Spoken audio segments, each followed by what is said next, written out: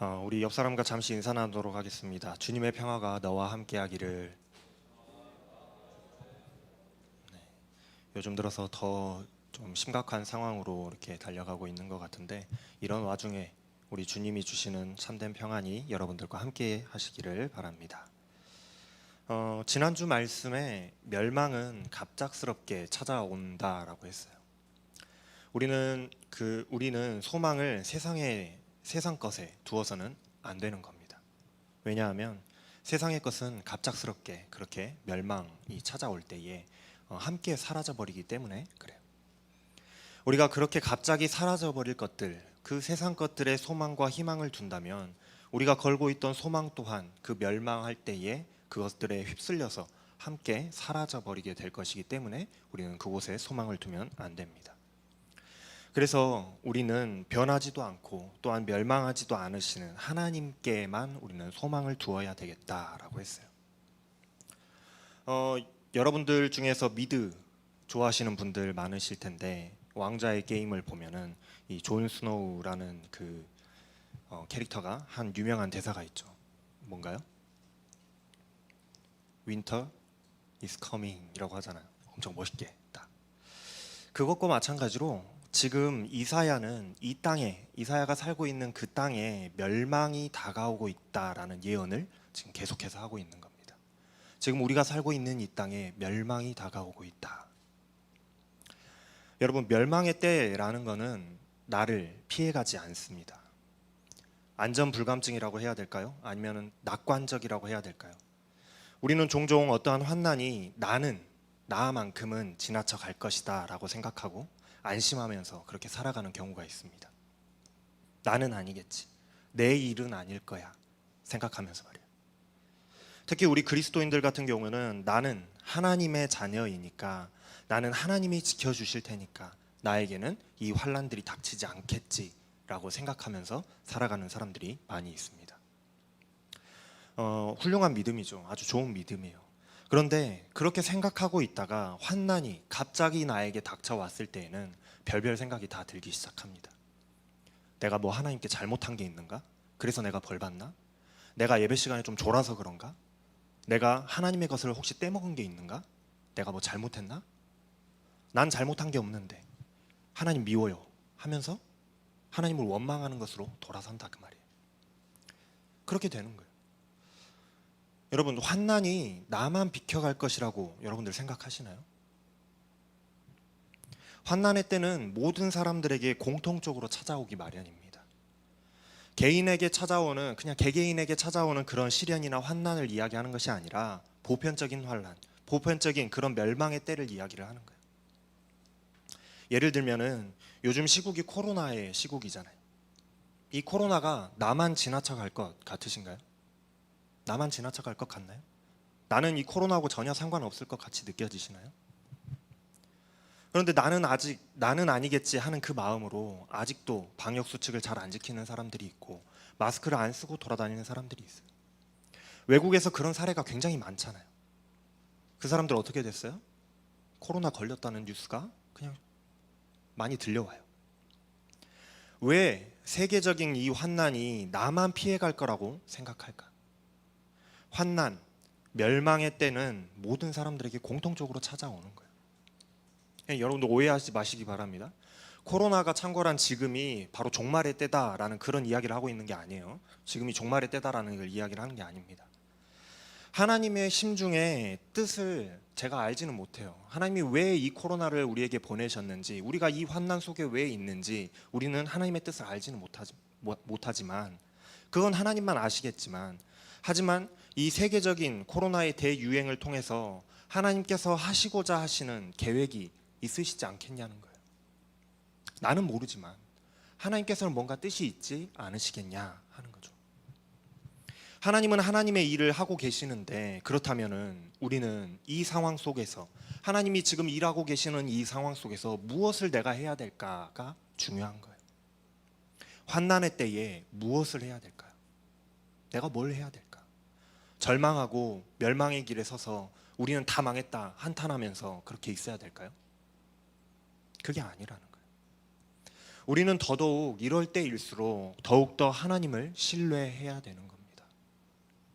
이제 더 이상 우리는 옛날로 돌아갈 수 없다, 우리는 이제 끝났다라고 생각하는 것이 아니라 이럴 때일수록 우리는 하나님을 더 의지하면서 하나님께서는 하나님의 뜻을 이루시고 다시 우리를 회복시키실 날이 있을 것이다 라는 그 믿음이 있어야 된다는 거예요.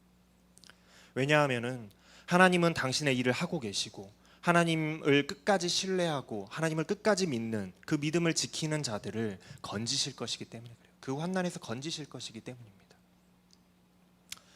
이사야가 활동했던 시대는 말 그대로 멸망의 때였습니다.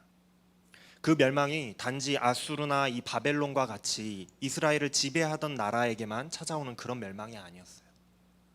만약 아수르나 바벨론 그 나라들의 만의 멸망이었다라고 이야기를 한다면은 그것은 이스라엘 백성들에게는 희망이고 회복이고 광복이고 기쁨이겠잖아요. 이스라엘의 독립이 되는 그런 기쁜 날이 되었을 겁니다. 그런데 이사야 때에 있었던 멸망이라고 이야기하는 것은 전 세계를 향한 하나님의 심판의 날이었어요. 이스라엘도 포함되어 있는, 유다도 포함되어 있는 그런 멸망이었다라는 거예요. 지난주에도 살펴보았지만은 오늘 본문 말씀 앞쪽을 이렇게 쭉 살펴보면은 수많은 나라들의 멸망에 대해서 이사야가 예언을 계속해서 하고 있습니다. 한두 나라가 아니에요. 수많은 나라들의 멸망의 예언이 담겨져 있어요. 심지어 그 수많은 나라들을 멸망시킨 그 아수르마저도 멸망하게 될 것이라고 하나님께서는 예언하고 계시는 거예요. 물론 고대 시대에는 크고 작은 전쟁들은 늘 있어 왔습니다. 그래서 전쟁으로 멸망하게 되는 나라에게는 그 멸망이, 그 환난이 멸망이 되지만, 그 전쟁이 멸망이 되지만 승리한 나라에게는 그 전쟁이 기쁨이 되는 거거든요. 환난이 아닌 거예요. 그러나 지금 이사야의 시대에는 모든 나라들, 세계 열방이 전쟁으로 황폐하게 되고 멸망하게 되는 그런 환난의 날이 다가오고 있다라는 것을 지금 이사야는 계속해서 예언하고 있었다라는 거예요. 바야흐로 전쟁의 시대인 겁니다. 지금 이사야는 현 시대에 일어나게 될 전쟁이라는 그 환난에 대해서 예언하고 있어요.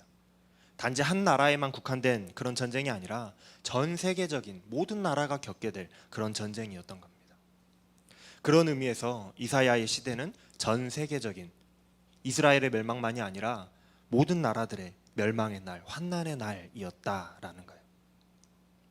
누구 하나 승리하는 승자가 없이 모두가 다 멸망하게 되는 그런 날입니다. 이사야는 이 멸망이 바로 하나님의 심판이라고 말하고 있어요. 그래서 멸망의 날이 바로 심판의 날인 거예요. 그렇다면 이 세계적인 멸망과 이 전쟁이 일어나게 된 원인이 도대체 뭐냐? 왜 하나님께서는 지금 심판을 하고 계시는가? 그건 바로 하나님께서 지금 모든 나라들을 심판하시겠다라고 작정하셨기 때문이에요.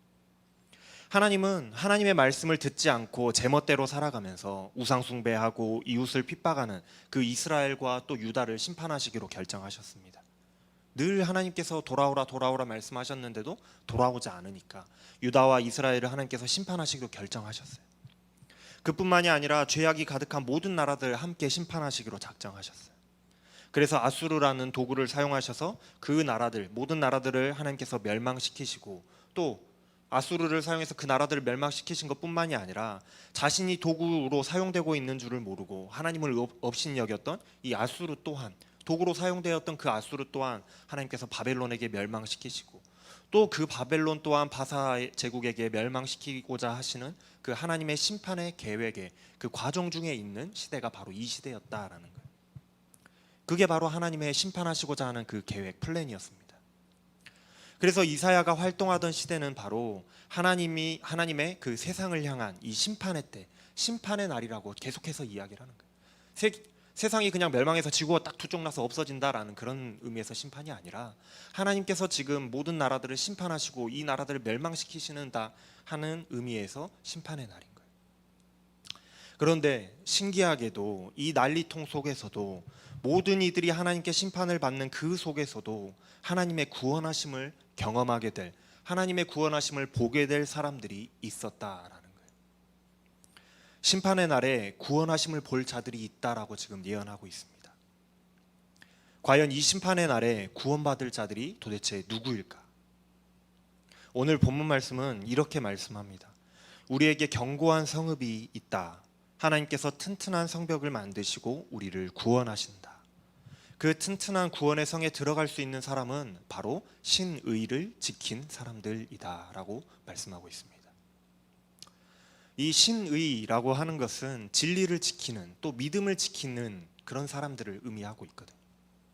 그러니까 바로 하나님의 그 튼튼한, 하나님께서 구원하시는 그 튼튼한 구원의 성에 들어갈 사람은 하나님을 향한 신의를, 믿음을 지키는 사람들이다 라고 이사야는 예언하고 있는 거예요. 모두가 멸망하게 되는 그 때에 구원받게 될 사람이 바로 하나님을 끝까지 믿는 사람이다 라고 말씀하고 있는 겁니다. 3절 말씀에 보면은 주께서는 심지가 견고한 자를 평강하고 평강하도록 지키신다. 왜냐하면 그 사람은 주를 신뢰하기 때문이다 라고 말씀하고 있어요. 그러면서 너희는 여호와를 영원히 신뢰하라. 주는 영원한 반석이시다 라고 말씀합니다. 지난주에 우리가 들었던 말씀과 같은 의미예요. 영원하신, 흔들리지 않고 또 견고한 그 하나님을 의지하는 사람, 하나님만을 신뢰하면서 굳은 믿음으로 그 믿음을 끝까지 지켜가는 그 사람, 그 사람을 하나님께서는 모두를 심판하실지라도 그 사람만큼은 구원하신다라고 말씀하고 있는 겁니다. 하나님께서 심판하시기로 하신 이유는 세계 열방이 하나님을 믿지 않고 우상을 숭배하면서 하나님이 정하신 법도를 지키지 않고 범죄하였기 때문이거든요. 하나님을 멀리하였기 때문이라는 거예요. 심판받는 이유가 그겁니다. 그 이유 때문에 심판을 받는 거예요. 그러니 그런 심판 속에서 건짐을 받고 구원을 받을 수 있는 사람은 당연히 하나님의 말도 잘 듣고 하나님께 예쁨 받는, 하나님의 마음에 합당한 사람이 구원받지 않겠어요? 그렇겠잖아요. 심판받는 이유가 하나님 말을 안 들어서라면 심판받지 않을 사람은 당연히 하나님의 말을 잘 듣는 사람은 심판받지 않을 거 아니에요. 하나님을 끝까지 신뢰하고 믿음을 지킨 사람들입니다. 바로 그 사람들이 심판의 날에 구원의 빛을 보게 될 사람들이라는 거예요. 심판은 모든 사람들에게 똑같이 찾아온다고 했어요. 그 구원받을 사람들에게도 전쟁이라는, 이 나라의 멸망이라는 그 심판은 똑같이 찾아왔습니다. 믿음을 잘 지킨 사람들이라고 해서 그 전쟁이 피해가지 않았다라는 거예요. 그들도 이 전쟁터 한 가운데 있었어요. 자신들의 나라가 무너졌습니다. 자신들의 나라가 멸망당해서 사라졌어요. 그러나 이스라엘과 유다만 봐도 우리가 그렇잖아요. 수많은 전쟁이 있어 왔어요. 유다와 이스라엘의 역사 속에서 수많은 전쟁들이 있어 왔지만 나라가 무너진 것, 나라가 없어진 것은 처음 있는 일이에요. 그래서 멸망이라는 거예요. 그러니 이 상황이 멸망이고 이스라엘 사람들에게 또 그 다른 나라들에게도 다 멸망이고 심판인 겁니다. 그렇게 모든 사람들에게 멸망으로 찾아온 심판이었지만 하나님을 믿고 이 신뢰함으로 기다려온 이들에게는 이것이 하나님의 구원으로 찾아오게 되는 거예요. 그래서 5절 말씀부터 보면은 하나님께서 높은 데에 거주하는 자들을 낮추시고 솟은 성을 헐어 땅에 엎으셨다라고 말씀하고 있어요. 그 무너진 것들이 가난한 자들과 고단한 자들에게 밟히게 되고 의인들의 길을 평탄하게 하여 주실 것이다 하고 노래하고 있다라는 거예요. 지금도 그렇지만은 당시에도 이 높은 곳에 거주한다라는 것, 그리고 높게 솟은 성이라고 한다는 것이 의미하는 것은 이 백성들을 압제하는 자들, 그리고 의인들을 괴롭히는 자들, 그리고 부패한 사회를 의미하는 것이었습니다. 그러나 그것들이 무너지고 없어져서 가난하고 곤핍한 자들에게 짓밟히게 되고 의인들의 길은 평탄하게 되는 일들이 이 심판의 날에 일어나게 될 것이다 라고 말씀하고 있어요. 그래서 심판의 날은 모든 자들에게 동등하게 찾아오는 것이지만은 하나님의 사람들에게는 그 멸망의 날이, 그것이 멸망의 날이 아니라 구원의 날이 되는 것이다 라고 이야기하는 겁니다. 하나님의 사람들은 하나님이 그 심판하실 날을 기다리고 또 기다렸어요. 계속해서 기다리는 거예요. 언젠가 하나님께서 우리를 구원하실 날이 있으실 것이다 하고 기다리는 거예요. 자기들이 압제받고 또 다른 나라로부터 지배를 받는다고 할지라도 기다리는 겁니다. 뒤에 16절부터 말씀을 보면 나오는 내용인데, 이 하나님의 사람들은 그저 기도하면서 기다릴 수밖에 없었던 것 같아요. 다른 일을 하면서 기다릴 수가 없고 그냥 그저 기도하면서 기다릴 수밖에 없었던 상황이었던 것 같습니다. 그들이 환난 중에서 하나님만을 바라보면서 하나님의 징벌하심이 그들에게 임하기를 간절히 기도할 수밖에 없었어요. 왜냐하면 마치 출산하는 여인처럼 고통 중에 있었고 그것 때문에 부르짖고 무엇인가 해보기 위해서 노력해 보았지만 아무것도 이루지 못했다고 말하고 있거든요. 우리가 노력을 해보았으나, 우리가 어떻게든지 살아보려고 해보았으나, 여러 가지 노력을 해보았으나 아무것도 우리가 이룰 수 없었습니다 라고 말하고 있어요. 정말로 너무나도 힘들고 어려워서 이것도 해보고 저것도 해보며 벗어나보기 위해서 노력해 보았으나 인간의 노력이, 그것들이 다 헛것이었다라고 이야기하고 있는 거예요. 그래서 그들은 그 환난 속에서도 그저 하나님만을 바라보면서 믿음으로 기다리고 또 기다릴 수밖에 없었다라는 거예요. 소망을 세상에 두지 않고 하나님께만 소망을 두고 참고 인내하면서 믿음으로, 하나님을 믿는, 신뢰하는 그 믿음으로 지금까지 기다려왔다라는 겁니다. 그리고 그 심판의 날을 기다리면서 주의 이름을 위하여서 주님을 기억함으로 영혼으로 그 날을 사모하면서 기다렸다라고 노래하고 있어요. 하나님께서 언젠가는 구원하시리라, 하나님께서 언젠가는 갚아주시리라 기다리는 겁니다. 그때에, 하나님의 심판의 날이 다가왔을 그때에, 그 날이 임했을 그때에 하나님의 심판의 날을 사모하며 기다렸던 의인들은 하나님의 심판을 보면서 하나님의 의를 깨우고 배우게 되는 거예요. 아, 드디어 하나님께서 하나님의 의를 드러내시는구나. 그런데 악인들은 그 심판의 날에도, 하나님께서 심판하시는 그 와중에도 여전히 하나님은 없다고 생각하면서 악을 행하는 겁니다. 전혀 깨닫지를 못하는 거예요. 그래서 이사야가 소명을 받을 때에 그런 환상을 보았던 거예요. 6장 9절에 나오는 그 말씀이었죠. 다들 생각나시죠? 네, 말씀이 생각이 안 나시는 분들은 유튜브 가셔가지고 7월 19일에 했던 말씀을 다시 한번 참고하시기를 바랍니다. 네, 좋아요와 구독 꼭 눌러주시고요. 네, 농담입니다. 그때에 하나님께서 이사야에게 소명을 주시잖아요. 하나님께서 이사야를 부르실 때 소명을 주세요. 소명을 주실 때에 어떻게 말씀하시냐면, 너희가 듣기는 들어도 깨닫지 못할 것이요 보기는 보아도 알지 못하리라. 너는 가서 이 백성들의 마음을 둔하게 하며 그들의 귀를 막고 그들의 눈이 감기게 하라. 염려하건대 그들이 눈으로 보고 귀로 듣고 마음으로 깨닫고 다시 돌아와서 고침을 받을까 하노라 하고 하나님께서 말씀하시잖아요. 그리고 그들이 황폐하게 될 때까지 그렇게 가서 전하라고 하나님께서는 이사야를 부르셨습니다. 그렇게 말씀하세요. 이것이 이사야에게 주신 하나님의 소명이거든요. 하나님께서는 그들을 심판하실 그 날에, 그들에게 멸망이 닥쳐올 그 멸망의 날에도 그들은 듣기는 들어도 또 알지 못할 겁니다. 눈으로 보고도 깨닫지 못하는 거예요. 그래서 오늘 말씀에서도 이렇게 말씀합니다. 여호와여, 주의 손이 높이 들릴지라도, 하나님께서 치시려고 높이 드셨을지라도 그들이 보지 아니하오나 불이 주의 대적을 사르리이다 하고 말하는 거예요. 그러나 하나님께서 그들을 그렇게 심판하신다고 하실지라도, 그렇게 무서운 불로 사르는 그런 무서운 심판 중에 있다고 할지라도 하나님께서는 하나님의 백성들을 위해서는 하나님께서 열심으로 그 사람들에게 평강을 베푸시고 그들을 위하여서 모든 구원을 이루어 주실 것이다 라고 노래하고 있어요. 하나님께서 심판하시는 그 와중에도 하나님의 백성들은 구원하신다라는 겁니다. 하나님의 심판의 날에 심판을 받는 자들은 하나님의 심판을 받으면서도 깨닫지 못하지만, 그래서 하나님께서 그들을 결국에는 멸망시키시지만, 그렇게 모두를 멸망시키시는 하나님께서, 그 무서운 심판을 하시는 하나님께서 당신의 백성들만큼은, 하나님의 사랑하는 자들, 하나님을 믿고 기다려왔던 그들은 하나님께서 구원하신다라는 겁니다. 13절에 이 고백의 말씀이 굉장히 중요합니다. 한번 보세요. 여호와 우리 하나님이시여, 주 외에 다른 주들이 우리를 관할하여 싸우나 우리는 주만 의지하고 주의 이름을 부르리이다. 환난의 날까지, 이 심판의 날까지 믿음을 지켰던 자들의 믿음이 얼마나 처절했는지를 잘 보여주고 있습니다. 이 사람들이 하나님의 심판이 임할 그때까지 믿음을 지키기가 얼마나 힘들었는지를 잘 보여주는 말씀이에요. 하나님 외에 다른 주들이 우리를 관할하였다, 우리를 지배하였다라고 말하고 있어요.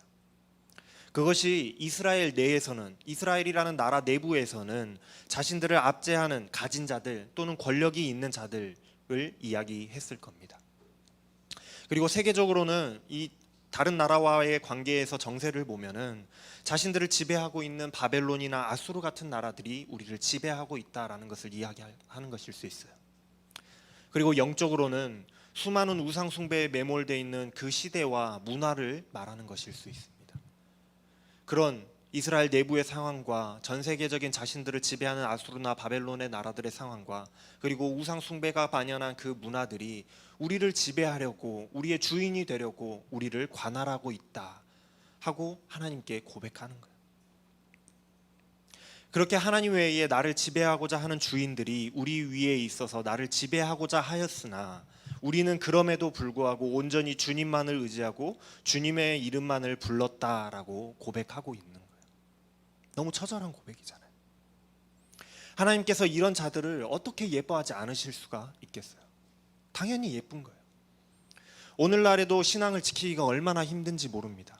직장에서 또는 사회생활을 하다 보면은 나보다 윗사람에게 잘 보이기 위해서 나의 신앙을 숨겨야 될 때도 있고 또 나의 신앙을 잠시 포기해야 될 때가 있을지도 모릅니다. 또 사업이나 뭐 다른 것을 하다가 보면 무언가를 얻기 위해서, 내가 무언가를 얻기 위해서 권력가나 자본가들에게 굽신거리며 나의 신앙을 포기해야 될 일들이 생길 수도 있어요. 그뿐만이 아니라 하나님과 또 하나님보다 더 사랑하게 될 그런 우상들, 세상의 것들, 세상의 문화들 사이에서 우리는 신앙의 절개를 지키기가 어려운 이 선택의 기로에 놓이는 상황들을 수없이 많이 만나게 될지도 모릅니다. 그 선택의 순간마다 우리는 수없이 많은 내가 가질 수 있는 유익들, 이득들을 포기해야 될지도 모른다라는 거예요. 편안하고 안락한 생활을 포기해야 될 수도 있고 부유하고 유복한 생활을 포기해야 될지도 모릅니다. 또 쾌락과 즐거움을 포기해야 될지도 몰라요. 그러나 나의 주인이 되고자 하는 그런 것들을 포기하고 온전히 하나님만을 의지하는 믿음을 우리가 지켰을 때에는 하나님의 그 심판의 때에, 하나님이 심판하실 그 날에 우리는 하나님의 구원을 보게 될 것이다 라는 거예요. 우리는 그렇게 그 날에 하나님의 하나님의 구원을 보게 될 겁니다. 세상의 것들은 갑작스럽게 멸망하지만 그것들이 멸망하고 다 사라지고 난 뒤에는 하나님의 구원하심만이 우리에게 남게 되기 때문에 그렇습니다. 여러분, 환난이, 멸망의 그 심판이 우리라고 해서 피해가지는 않습니다. 우리도 똑같이 심판이라는 상황에 함께 놓이게 될 수 있어요. 세상의 부귀영화는 멸망의 때에 그냥 신기루처럼 사라져서 그것들을 붙들고 살아가던 자들은 희망을 잃고 그 세상과 함께 무너져 내릴 그때에 하나님을 붙드는 우리들, 하나님을 붙드는 하나님의 자녀들은 세상은 무너져도 영원하시고 든든하시며 구원하시는 하나님을 붙들고 그분께 소망을 우리가 두었기 때문에 그 무너진 세상의 폐허 속에서도 구원을 보게 되는 겁니다. 사랑하는 여러분, 심판의 날에 과연 누가 구원을 받을 것인지 그것이 굉장히 중요한 거예요. 바로 끝까지 믿음을 지키는 믿음의 심지가 굳은 사람들입니다. 우리는 모두가 다 심판받는다고 할 그때에 그 심판의 속에서도 구원을 볼 수 있는 사람들이 다 되어야 될 줄로 믿습니다. 그러기 위해서 세상의 것을 의지하는 것이 아니라 온전히 하나님만을 의지하는 여러분들이 다 되시기를 바랍니다. 우리는 세상이 심판받을 그 환난의 때에 하나님의 구원하심을 보게 되는 하나님의 자녀들이 다 될 줄로 믿습니다. 기도하겠습니다. 사랑의 하나님, 시련과 환난 속에서 살아간다고 할지라도 하나님을 향한 우리의 믿음과 소망이 흔들리지 않게 하여 주시옵소서. 세상의 것을 의지하고자 하는 마음, 하나님보다 더욱 사랑하게 되는 우상들, 나를 사로잡는 세상의 가치들 속에서 우리의 믿음을 지킬 수 있도록 하나님께서 도와주시옵소서. 그래서 하나님께서 심판하실 그 날에 세상과 함께 심판받는 자가 되지 않게 하여 주시고 그 심판 속에서 하나님의 구원하심을 볼 수 있는 하나님의 자녀들이 다 되게 하여 주시옵소서. 예수님의 이름으로 감사하며 기도합니다. 아멘.